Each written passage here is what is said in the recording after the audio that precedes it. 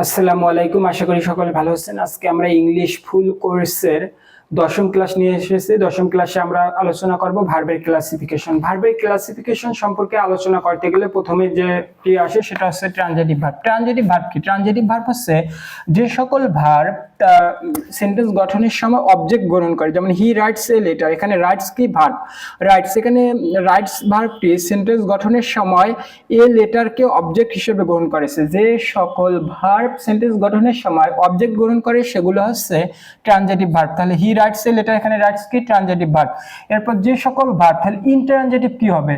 যে সকল verb sentence গঠনের সময় কোনো অবজেক্ট গ্রহণ করবে না সেগুলো ইনট্রানজিটিভ ভার্ব। এখানে যদি দেখি ফায়ার বার্নস, ফায়ার বার্নস, এখানে বার্নস হচ্ছে ভার্ব। বার্নস হচ্ছে সেন্টেন্স গঠনের সময় কি কোনো অবজেক্ট গ্রহণ করেছে? না, কোনো অবজেক্ট গ্রহণ করেনি, তাহলে ফায়ার বার্নস এটা হচ্ছে ইনট্রানজিটিভ ভার্ব। এখন যদি আমরা যাই direct object, indirect object. Direct object কোনগুলো? যেগুলো হচ্ছে বস্তুবাচক অবজেক্ট সেগুলো ডিরেক্ট অবজেক্ট। যেমন আই হ্যাভ এ বুক, এখানে এ বুক কি? বস্তুবাচক। বই কি? বস্তুবাচক। তাহলে এ বুক হচ্ছে বস্তুবাচক অবজেক্ট, তাহলে এ বুক কি? Direct object. আর হচ্ছে ইনডিরেক্ট অবজেক্ট কি? যেগুলো ব্যক্তিবাচক অবজেক্ট সেগুলো হচ্ছে ইনডিরেক্ট অবজেক্ট। যদি আমরা দেখি মাই প্যারেন্টস লাভ মি, এখানে লাভ হচ্ছে ভার্ব, মি হচ্ছে অবজেক্ট। এখানে মি কি? ব্যক্তিবাচক অবজেক্ট। ব্যক্তিবাচক অবজেক্ট গুলো কি? Indirect object. তাহলে মাই প্যারেন্টস লাভ মি, এখানে মি হচ্ছে ইনডিরেক্ট অবজেক্ট। এখন আমরা যদি বলি যে সকল ভার্ব তাদের সেন্টেন্স গঠনের সময় দুইটি অবজেক্ট গ্রহণ করে সেগুলো হচ্ছে ফ্যাক্টিটিভ ভার্ব বা বাংলায় বলা হয় দ্বিকর্মক ক্রিয়া। যেমন দে ইলেক্টেড হিম ক্যাপ্টেন, এখানে ইলেক্টেড হচ্ছে ভার্ব, হিম একটা অবজেক্ট, ক্যাপ্টেন একটা অবজেক্ট। যেহেতু ইলেক্টেড হচ্ছে বাক্য গঠনের সময় দুইটি, হিম হিসেবে একটা অবজেক্ট গ্রহণ করছে, ক্যাপ্টেন একটা অবজেক্ট গ্রহণ করছে, যেহেতু দুইটি অবজেক্ট গ্রহণ করেছে তাহলে ইলেক্টেডটা হবে হচ্ছে, ইলেক্টেড কি হবে? ইলেক্টেড হবে ফ্যাক্টিটিভ ভার্ব। এরকম আরো কিছু আছে যেমন ইলেক্ট, সিলেক্ট, সিলেক্ট, নমিনেট, এগুলো হচ্ছে কি? ফ্যাক্টিটিভ ভার্ব বা হচ্ছে দ্বিকর্মক ক্রিয়া। ফ্যাক্টিটিভ ভার্ব বা দ্বিকর্মক ক্রিয়া। এখন যে সকল ভার্ব তাদের নাউন ফর্মকেই অবজেক্ট হিসেবে গ্রহণ করে, যেমন যদি আমরা র্যান ভার্বটার কথা বলি, র্যান হচ্ছে ভার্ব, র্যানের নাউন ফর্ম কি? রেস। সিং, সিং কি? একটা ভার্ব, সিং এর নাউন ফর্ম কি? সিং এর নাউন ফর্ম হচ্ছে সং। ড্রিমড, ড্রিমড হচ্ছে ভার্ব আর ড্রিমটের হচ্ছে নাউন ফর্ম কি? ড্রিম। ড্রিমটের নাউন ফর্ম ড্রিম।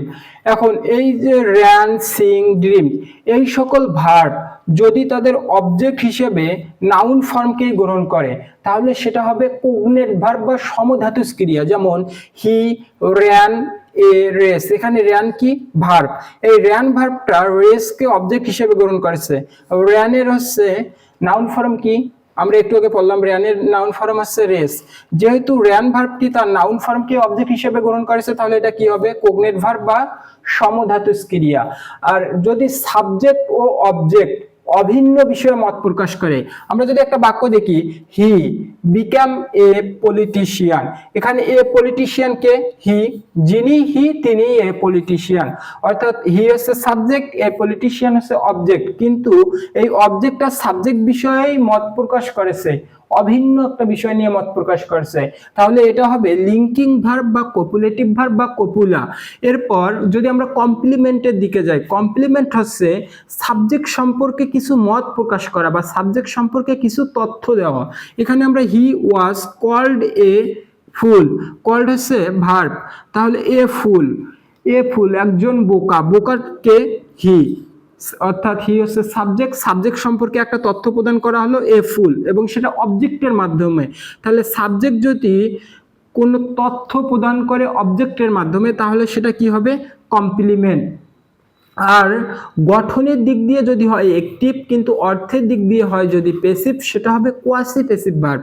যেমন হানি টাস্টেস সুইট, এখানে টাস্টেস সুইট, এখানে কিন্তু এই গঠনটা কি? অ্যাক্টিভ সেন্টেন্সের মতো গঠন, কিন্তু এখানে যদি আমরা অর্থ করি তাহলে এটা প্যাসিভ ভয়েসের মতো অর্থ প্রদান করে।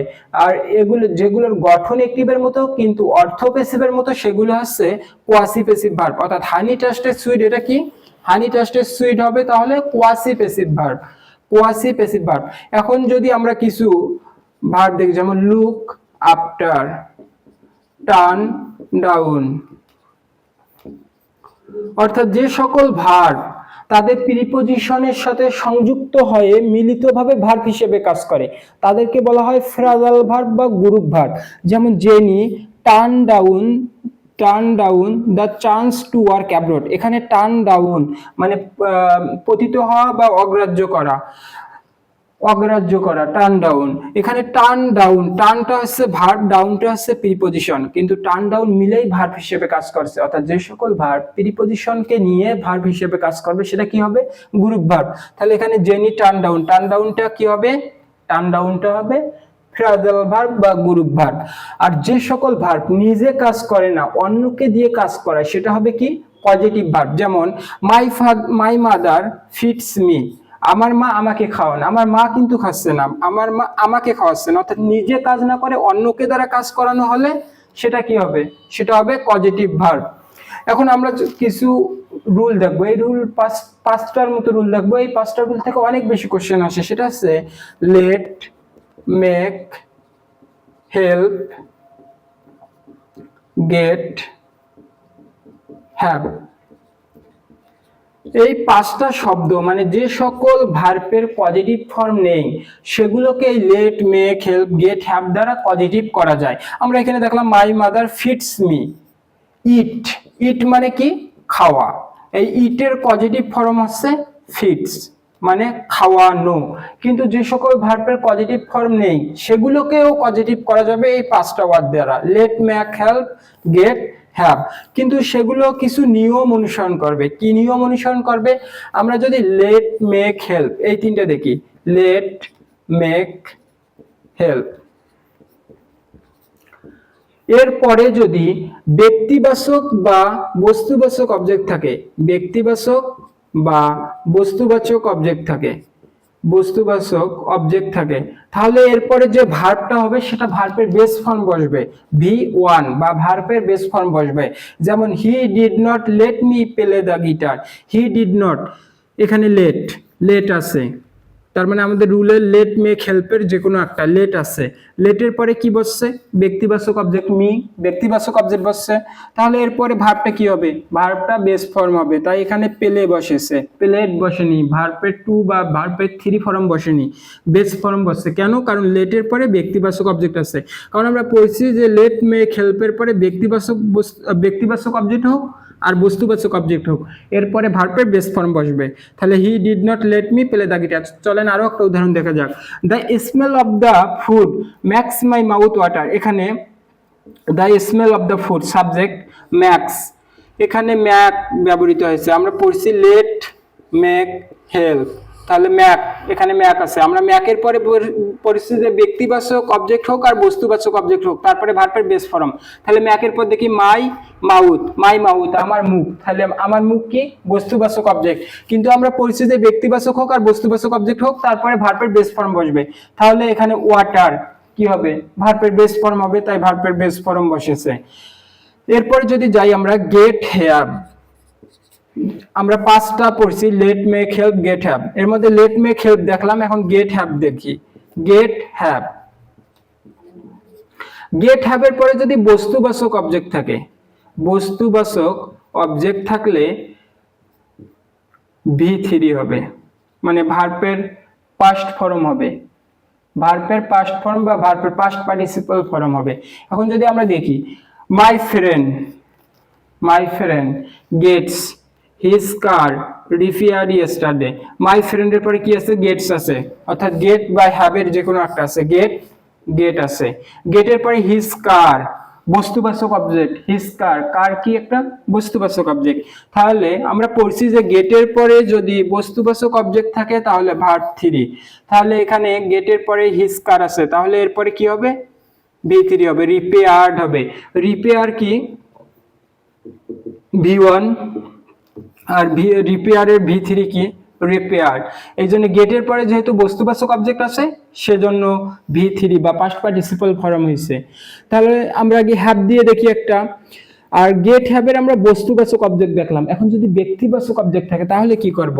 গেট, সেক্ষেত্রে হ্যাভ ভার্বের পরে যদি ব্যক্তিবাচক অবজেক্ট থাকে, হ্যাভ ভার্বের পরে যদি ব্যক্তিবাচক অবজেক্ট থাকে তাহলে ভার্বের বেস ফর্ম। হ্যাভ ভার্বের পরে যদি ব্যক্তিবাচক অবজেক্ট থাকে তাহলে ভার্বের বেস ফর্ম, আর গেট ভার্বের পর যদি ব্যক্তিবাচক অবজেক্ট থাকে, ব্যক্তিবাচক অবজেক্ট থাকে তাহলে টু প্লাস ভার্বের বেস ফর্ম, টু প্লাস ভার্বের বেস ফর্ম। আমরা গেট হ্যাভ দিয়ে দেখলাম যদি বস্তুবাচক অবজেক্ট থাকে তাহলে সবসময় ভি3 করব, কিন্তু যদি হ্যাভের পর ব্যক্তিবাচক অবজেক্ট থাকে ভার্বের বেস ফর্ম করতে হবে, গেটের পরে ব্যক্তিবাচক অবজেক্ট থাকলে টু প্লাস ভার্বের বেস ফর্ম করতে হবে।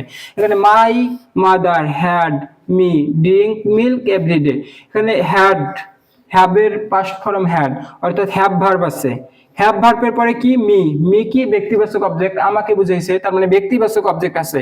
তাহলে হ্যাভের পরে ব্যক্তিবাচক অবজেক্ট, আমরা কি শিখছি, হ্যাভের পরে ব্যক্তিবাচক অবজেক্ট হলে ভার্বের বেস ফর্ম। এখন হ্যাভের পরে ব্যক্তিবাচক অবজেক্ট আছে, তারপরে কি হবে, ভার্বের বেস ফর্ম হবে। তাহলে ড্রিঙ্ক হচ্ছে ভার্বের বেস ফর্ম। এখন আমরা যদি গট দিয়ে বা গেট দিয়ে দেখি, we got hour servants two wash our living room, এখানে গেট আছে, আমরা পড়ছি যে গেটের পরে যদি ব্যক্তিবাচক অবজেক্ট থাকে তাহলে টু প্লাস ভার্বের বেস ফর্ম। এখানে উই গট, এই যে গেট আছে, গেটের পরে কি আছে, আওয়ার সার্ভেন্টস, আওয়ার সার্ভেন্ট আমার চাকর, তার মানে চাকর কি ব্যক্তিবাচক অবজেক্ট, তাহলে ব্যক্তিবাচক অবজেক্ট গেটের পরে যদি ব্যক্তিবাচক অবজেক্ট থাকে তাহলে কি হবে, টু প্লাস ভার্বের বেস ফর্ম। এই যে এখানে টু প্লাস ভার্বের base form, to plus wash বসেছে, টু প্লাস ভার্বের base form, to wash our living room.